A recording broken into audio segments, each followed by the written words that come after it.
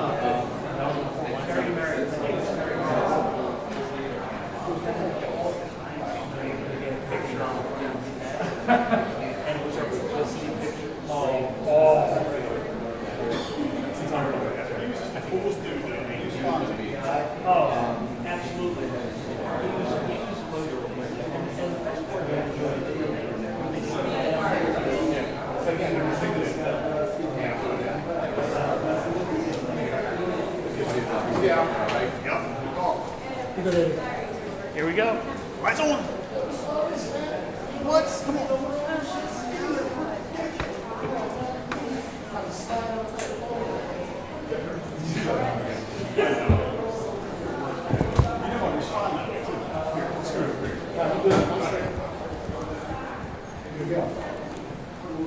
Nate, get a good video, okay?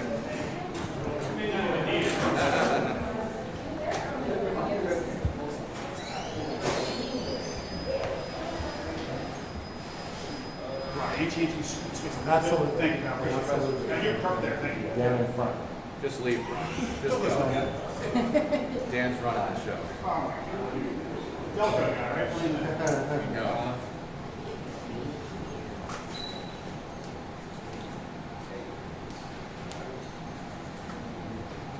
Turn this one.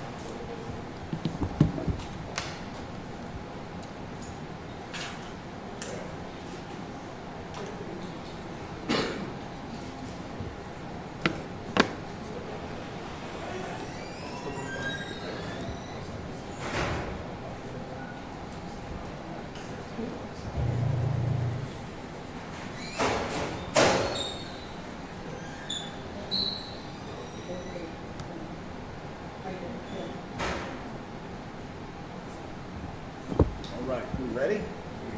Everybody ready? All right. Good afternoon. Thank you all for being here.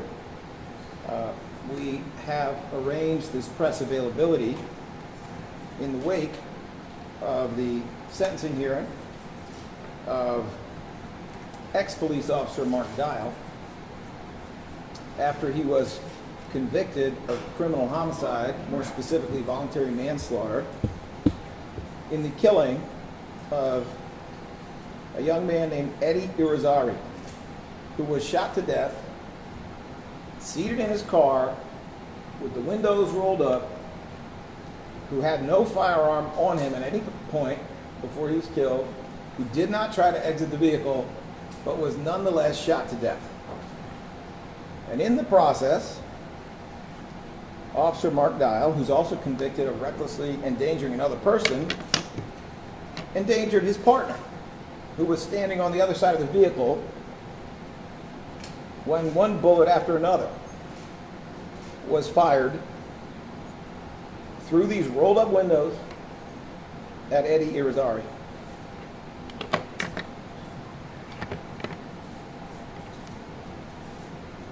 The sentence that was handed down today is not one with which I agree, and I say that respectfully to Judge Bronson, who rendered this sentence, and we will talk about that shortly. We are standing here with survivors, co-survivors, people who have suffered trauma because of the criminal killing of Eddie Irizarry. They are literally next to us. We are standing here because we stand for even-handed justice. We stand for equal treatment. We stand for a system in which people can have faith. We stand for a system that is not a caste system, C-A-S-T-E, system. A system in which some people are treated better than others just because of who they are. There's nothing new in the criminal justice system about rich people being treated better than broke people, about famous people being treated better than people who are not famous. There's nothing new about white people being treated better than black and brown people. And there's nothing new, sadly, about the status of a defendant, whether that status involves wearing a uniform or not. There's nothing new about that being unequal, but everything I just said has always been wrong, and it is wrong today, and it always has been that way. Let me briefly introduce you to some of the folks who are here, and then we will have a little bit more to say. We have with us today Zoraida Garcia, who is the aunt of Eddie Irizarry. We have with us Maricelis Garcia, who is the cousin of Eddie Irizarry. We have Wanda Garcia, aunt of Eddie Irizarry.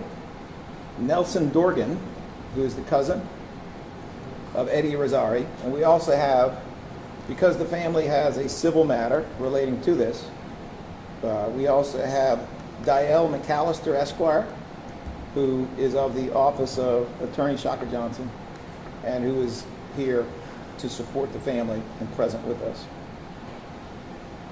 So let's talk about what actually happened, if we may, as we stand here one more time with co-survivors of murder after there's an outcome in the case. What occurred today was a sentencing hearing before Judge Bronson. Judge Bronson is someone I have known for many, many years. He is a hardworking individual. He is intelligent. He does his research. And as with all judges, I say this truthfully, I have great respect for the independence of the judiciary. Judge Bronson is also well known for giving long sentences.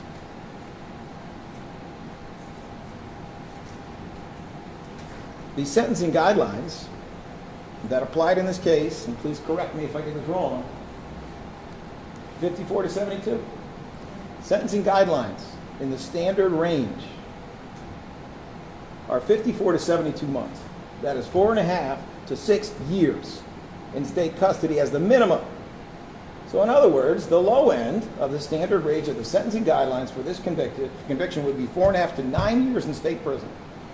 The high end of the standard range would be 6 to 12 years in state prison. There is a range above that, the aggravated range. That would start at 6 years, 6 to 12. And at the top end, it would be 7 to 14 years in state prison. And then there's also what they call the mitigated range at the bottom. This is usually for people who plead guilty, or for people who cooperate, or for people who in some other way have shown some kind of substantial mitigation. It's called a mitigated range. And that is 12 months less than 54. So that would be 3.5. So the bottom of these guidelines is 3.5 to 7 years in state prison. The standard range goes between 4.5 and 6 years. 4.5 to 9 years, 5 to 10 years, which is what we asked for, 6 to 12 years in state prison. The aggravated range would be 6 to 12, 6.5 to 13, 7 to 14 years in state prison. But that is not what happened here. I mean no disrespect to the court, and I say this sincerely when I say I am deeply disappointed with his outcome, which is not just below the bottom end of the guideline for a defendant who did not accept responsibility by pleading guilty, who went to trial anyway. It's way below the bottom end of the sentencing guidelines. A person who already had about 10 months in was given 9 months. 9 months to 23. Not even a state sentence, county sentence. You go home now. That's the outcome that we actually saw here. And we saw that outcome, and once again, I believe the taxpayers have been well served by Judge Bronson. He works hard, he's smart, he does his research. But I am deeply disappointed with a verdict that I think makes people lose faith in the criminal justice system. And those are not actually my words. Those are words coming from members of the family of Eddie Irizarry. Those are words coming from a law student who watched the hearing and walked out wondering if he should be a lawyer.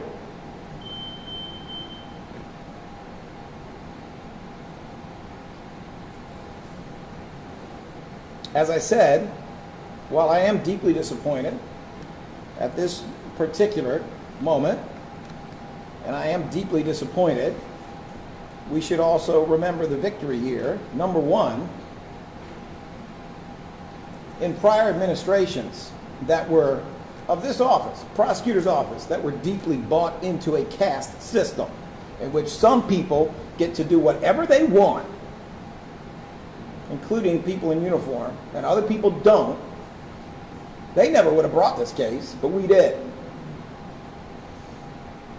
They never would have taken it to a preliminary hearing, but we did. Am I right about that? Yes. They never would have succeeded at the preliminary hearing, but we did. They never would have gone to a jury trial, but we did. And they never would have gotten a guilty verdict from 12 of Officer Dial's peers, but we did. Officer Dial stands convicted of a criminal homicide that will disqualify him from being a police officer anywhere in the United States, and it should. He also stands convicted of a charge that will prevent him from possessing or owning a gun for the rest of his life, and it should. The part that is, of course, difficult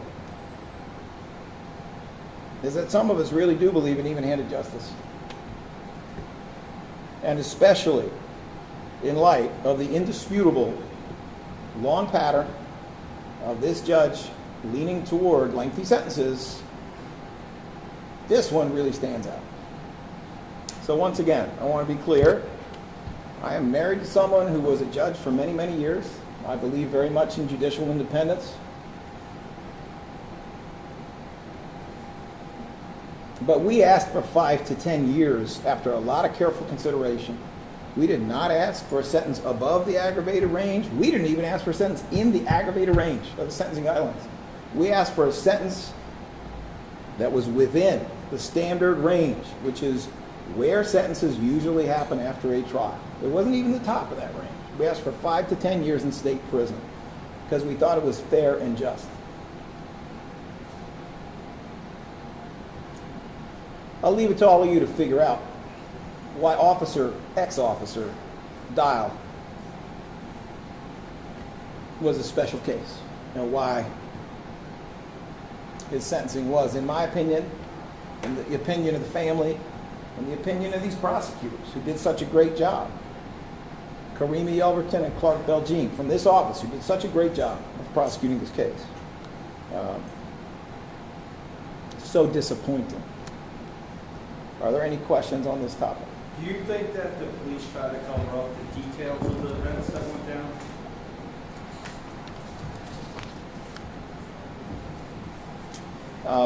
You know, what I think is objective and fair to say is that there were some early accounts of what occurred that are factually incorrect.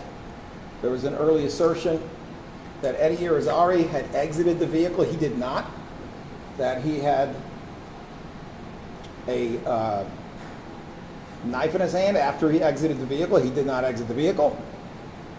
So there certainly was some misinformation early on that was debunked based on the body-worn camera, among other factors. But I am not in a position to conclude exactly why that misinformation was provided early in this case. Mr. Krasner, the judge explained before he handed down the sentence, he said he found Mark Dial genuinely remorse. He explained he heard gun. He thought that gave significant gravity to what he came up with, apparently at the sentence. Did not believe him to be a danger. These things that he indicated, right? I assume you disagree with those statements by the judge, by the court. Well, once again, I respect the independence of the judiciary. I am not here to say that the judge's opinion was less than honest. I'm not here to say that. But I don't think you've expressed a whole lot of remorse when you're given the opportunity to accept responsibility by pleading guilty to voluntary manslaughter, which we offered him, which he did not do. Accepting responsibility under both the federal sentencing guidelines and under criminal practice for hundreds of years has always been a factor that shows remorse. It's not what happened. He went to trial, took the stand. His lawyer said, find him not guilty. You said we could read into why this is a special case. We don't want to mischaracterize what your thoughts are on that. Why do you think this was a special case? I leave it to the public to come to their own conclusions. Do you plan to file charges with the Judicial Conduct and Review Board? No. If it's so egregious, why not?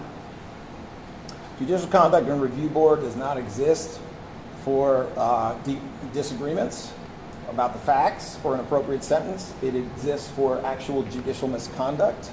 That is not what we're asserting here. You're not?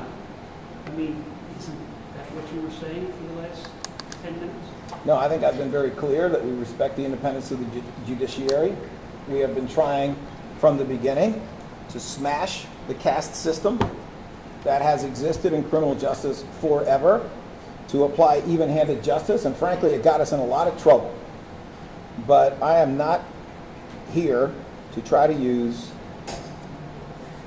any judicial inquiry and review board or any other ethical process in a way that I consider to be inappropriate.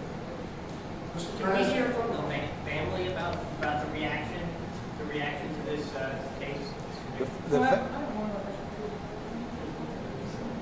Yeah, we're kind of off the list. I'm sorry. But I'm going to make sure everybody gets their question. Let me just go to that. Can you state the question again, please? Can we hear from the family about their reaction to the case? I have spoken to the family at length, and needless to say, this is not an easy day for them, and they have made it clear so far that they don't wish to speak directly. They did ask me to convey that they feel that the system failed them. They do not feel that the DA's office failed them. They did ask me to convey that, but I'm not going to put them on the spot and ask them to speak unless they on their own have a change of heart, and I will check with them towards the end of this event. Ellie Rushing? Do you believe that Mr. Dow is a threat to the public? You know, it asks for 5 to 10 years. Is that more for deterrence, for the equity sake of sentences, or do you think he's a threat to the public? Well, let me just say I'm very happy he's never going to have a gun again. And if any of you have seen the video, anybody in proximity to that car should be happy for that as well. Are there any other questions? Yes, I have one. Are there any policies, procedures, anything standard operating procedure, anything that needs to be changed within the Philadelphia Police Department in light of this incident? You know, ultimately, that is a question for the police commissioner, someone whose opinion I respect a great deal. And some police commissioners in Philadelphia have had a really good record for trying to reduce the number of unlawful shootings and killings of civilians. This goes back to some other commissioners as well. So I don't want to speak for him, but we are always available to him if he would like to discuss possibilities for policy reform within the police department. Mr. Krasner, isn't the judge's sentence calling for immediate parole along with the jury's verdict a clear message, sir, that you completely overcharged Officer Dowell and you had no business bringing murder charges against him in the first place? That question is ridiculous. Do you have a question? Yes, I do have one in Spanish. This has been a roller coaster, una montaña rusa para decirlo en vivo, for the family. Muchísimas emociones throughout the entirety of de este proceso para toda la familia. We've been there, we've talked to them acerca de los cargos especiales, que cambiaron después, primer grado, qué sé yo. ¿Usted cree que la sentencia de hoy maybe sets un precedente para lo que puede esperar un caso como este en la ciudad? Mi oficina y yo no estamos felices con esta sentencia. Respetamos al juez por muchas razones y la independencia de los jueces. Sin embargo, a mí no me gusta la sentencia. Me parece insuficiente en cuanto al crimen y no tiene ningún valor como una decisión en otros casos, pero estamos aquí para luchar. Luchamos al lado del tratamiento igual y vamos a continuar luchando al lado del tratamiento igual para los pobres, igual para las personas que no son blancos como yo, no son gringos, igualdad de parte de personas que no tienen uniformes de la ley. Vamos a continuar luchando al lado de la gente y en contra del poder cuando no es justo. For family members and community members who share your feelings, how would they move forward from a sentence like today? I mean, do they have any other choice at this point? And what would you say about moving forward? Okay, so I think your question, sir, was can I say that in English? It's probably pretty similar to your question, but let me try that first, and if you have another aspect of it you want me to bring out, we'll try to do that. So the answer that I gave with my gringo Spanish, oh yes. I'm sorry, yeah, it was just a quick follow-up. It is honestly along the lines of what Jen asked. So if you could say in Spanish and in English, or vice versa, that works for us. ¿Qué mensaje le da esto a la comunidad?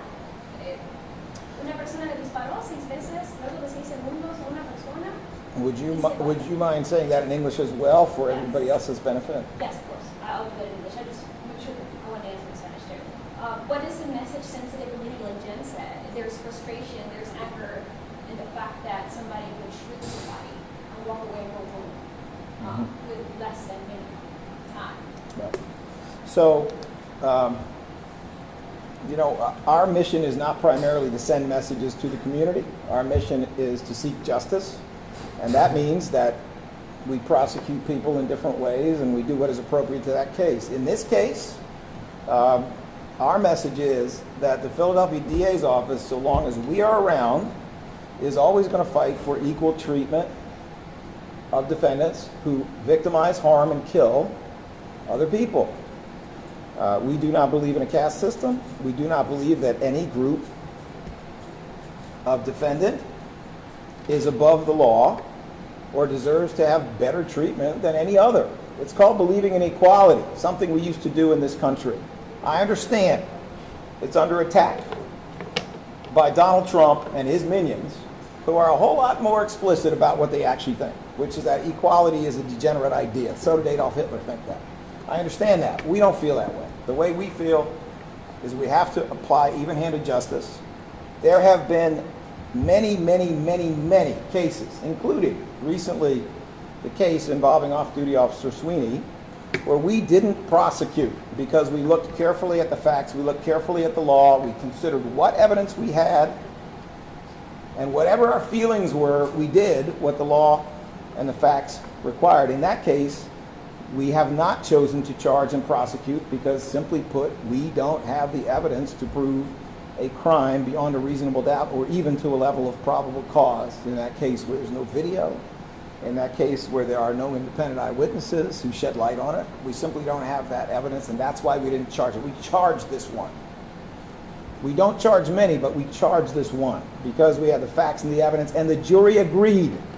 And so did a judge who found probable cause so we could have a trial in the first place. That's what we did. We're going to keep doing that. We are going to keep speaking the truth until more and more and more people listen. We're going to keep doing what we believe is right and is even-handed so that when people walk out of courtrooms, they don't say, I lost faith in the system. Regarding the caste system and even-handed justice, sir, how do you explain the case of Leonard Hill, the famous lawyer with his face plastered on billboards all over town? He shoots a guy in the middle of Walnut Street. He then goes home and changes his clothes and avoids the cops. And you wanted to give him ARD. How do you explain that, Mr. Krasner? That is not the topic for today, and it's unsurprising to me that you would be disrespectful of these victims, because that's kind of how you are, so I'm not answering that question.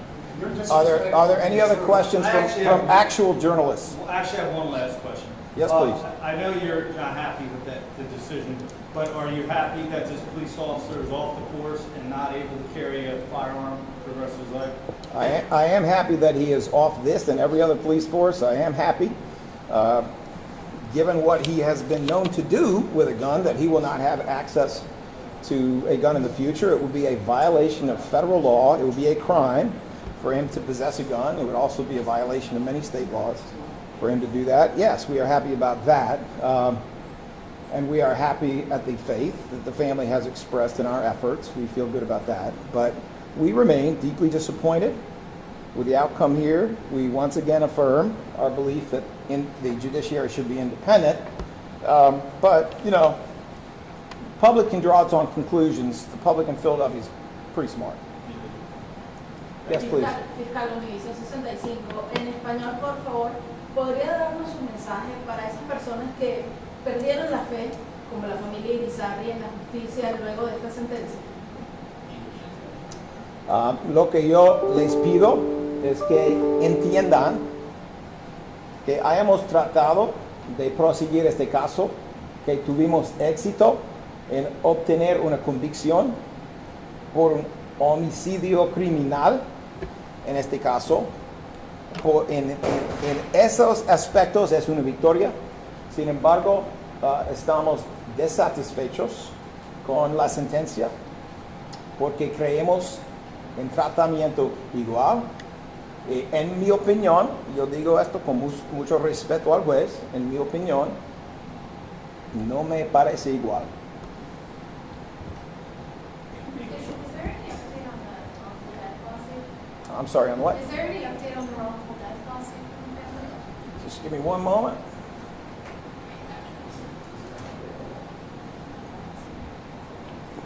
Please introduce yourself. Good afternoon, ladies and gentlemen. Again, my name is Diane McAllister from the law offices of Shaka Johnson. I'm speaking on behalf of Mr. Johnson as well as Mr. O'Brien. That lawsuit has been filed against the City of Philadelphia as well as the Police Department and Officers Dial and Officer Morris in their official capacities. The lawsuit itself is public and you can look it up. All right, are there any other questions? Thank you very much. Thank you.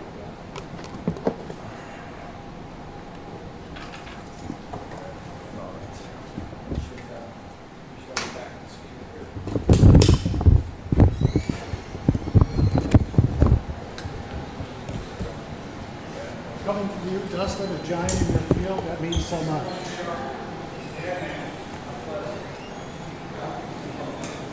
I did it for Tommy.